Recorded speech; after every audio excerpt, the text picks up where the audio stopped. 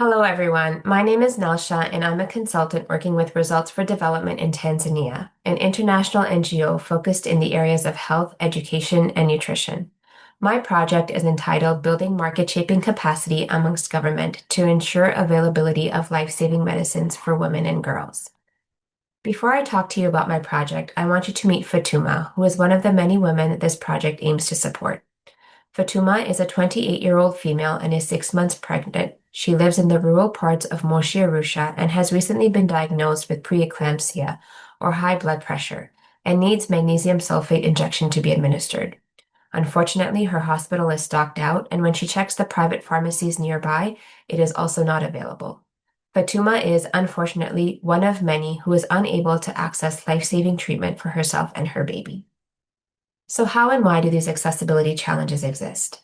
There are many reasons, and my project aims to uncover the root causes of these challenges and build capacities within the government in the area of market shaping to address these challenges. So what do we mean by market shaping?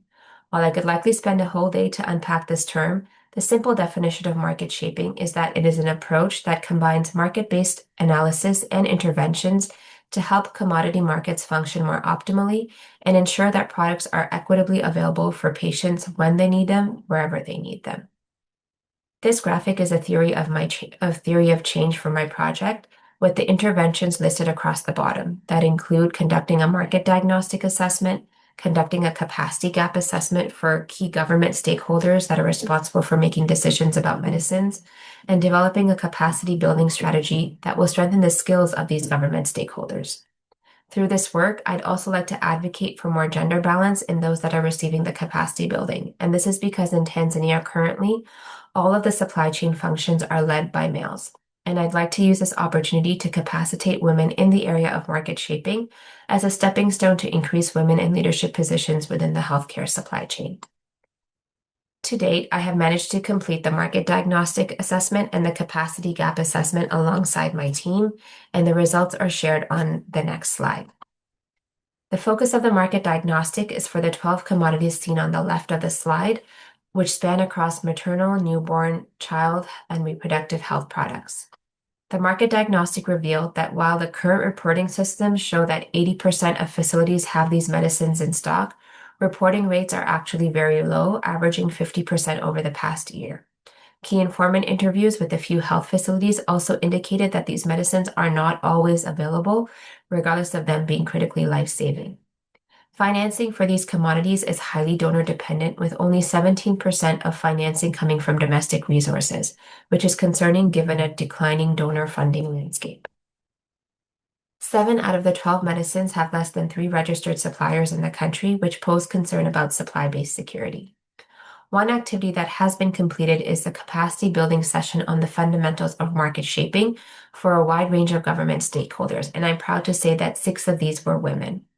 Future areas for capacity building are in the areas of commodity pricing analysis, supply-based analysis, and forecasting demand more accurately for these products. As I reflect on my leadership journey and how it has helped me with my project to date, I am proud to see many cross connections. I have used authentic leadership by being clear on my purpose that aligns with my values. This has been the driving force to lead on this project. I've used various inclusive leadership styles by recognizing my allies and opponents in the government and strengthening my voice through compelling message that has led to buy-in from the donor and from the government. I have leveraged strategic leadership by inspiring action through storytelling and sharing compelling data that has led to the momentum we have achieved today. To conclude, I want us to bring back Fatuma, whom we met earlier, and connect back to why this work is so important, so that people like Fatuma are able to have better access to the life-saving medicines they need, regardless of where they live. As I wrap up in front of you all today, I would love to hear from your experiences on capacity building for government stakeholders, particularly which strategies or techniques have been most effective and sustainable. I'd appreciate your feedback if you could share it over the email that's on your screen, and thank you for your time today.